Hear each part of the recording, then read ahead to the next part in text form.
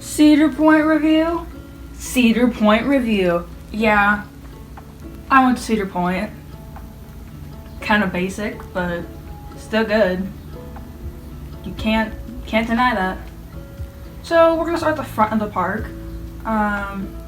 Blue Streak? Blue Streak is unbearably rough. You might always joke about how it's gonna fall down, but I hope it falls down. I hope it falls down, because it is terrible. Like, me and my dad were in the back, and that hurt so much. Like, I've never ridden in Son of Beast before, but I think that was the worst. One of the, probably the top roughest coaster I've ever ridden. Like, I'm serious.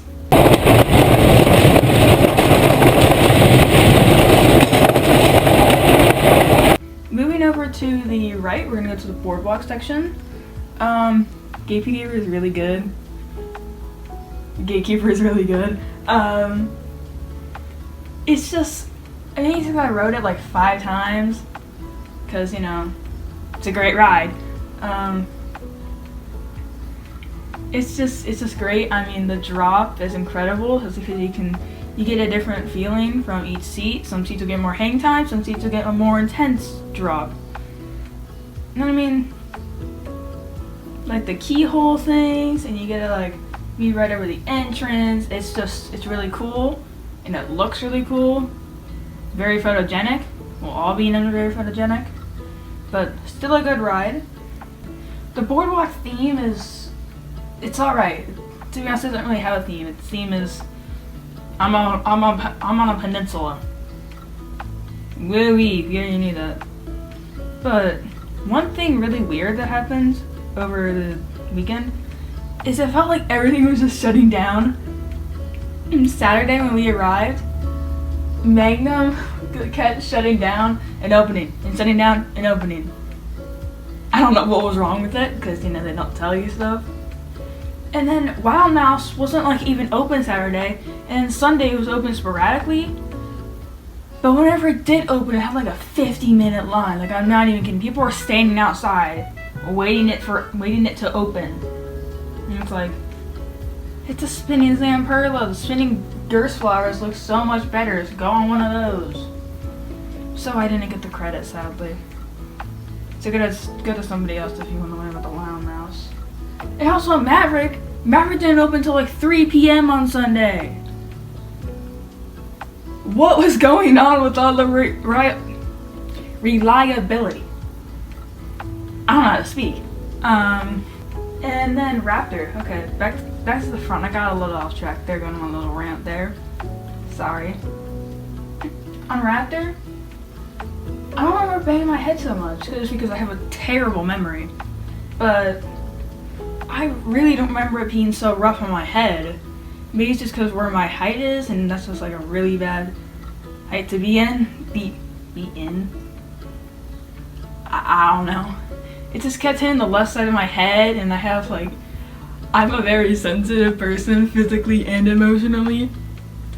So, yeah, it hurt. A little bit top of dragster news.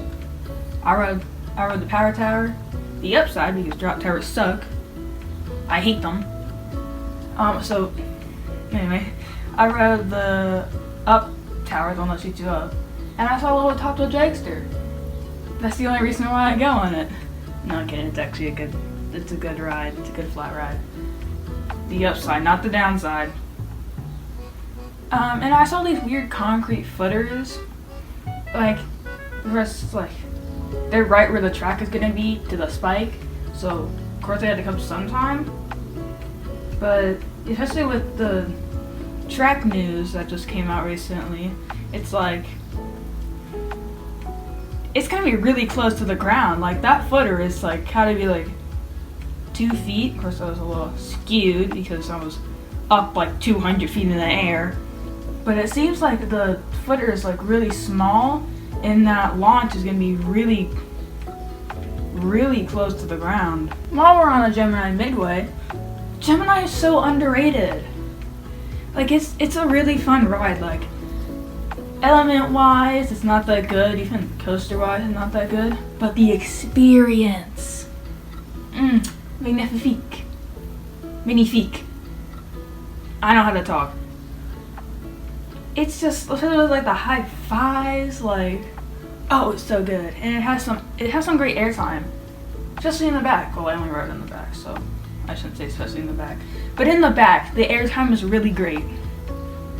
It's really underrated to me. It may be old, but Magnum is a lot rougher. I don't know what they're doing with Magnum, but please, whatever you're doing to Gemini, do it to Magnum. That sucker kinda hurts. Now my top 5 hasn't really changed in the park at all, because I didn't get to ride any credit, sadly. But number 5 is either Top of Dragster or Gatekeeper if you don't want to count the fun coasters. If you do want to count the fun coasters, then Top of Dragster is number 5 and Gatekeeper is 6. 4 is Millennium Force. Like I said, it's so well known by now, but it's overrated. It's too overrated, and that's because it's underrated. My dad likes it a lot more than me, but I can't deny that it's a good ride. Number 3 is Magnum. I am a sucker for ejector airtime, ejector over floater, all day. Yeah. I love like little rough rides, like not as rough as Blue Streak, but I love a little like rough. It gives a little charm, you know? Yeah. Number 2 is Maverick. You just gotta be careful of that stupid lap bar. That lap bar sucks. I want those new Intamin lap bars as they have on Velocicoaster, because the lap bars on Maverick suck. Just see on that drop, they fling you into it and you get stapled by them really hard. And maybe it's just because I'm weak, but I can't hold those lap bars up, so they'll like crush my thighs, and it's like, ah. And of course, number 1 is The Vengeance. Hate to be that person, but it's a good ride. I'm sorry, it is. But in the back, if you're not in the middle, if like I rode in the middle and I was thinking, does Velocicoaster beat Steel Vengeance? But then I rode it in like row 10, and I was like, yeah, Steel Vengeance beats Velocicoaster, not the other way around. Well guys, that was my review. Yeah. I hope to upload more. No guarantees though. Sorry for not uploading. And yeah, this is gonna become a coaster channel. I'm not making any more stop motion on this channel, or the stop motions at all really. That's basically a few week thing. So yeah, hope you guys enjoyed, and I'll see you guys next vid.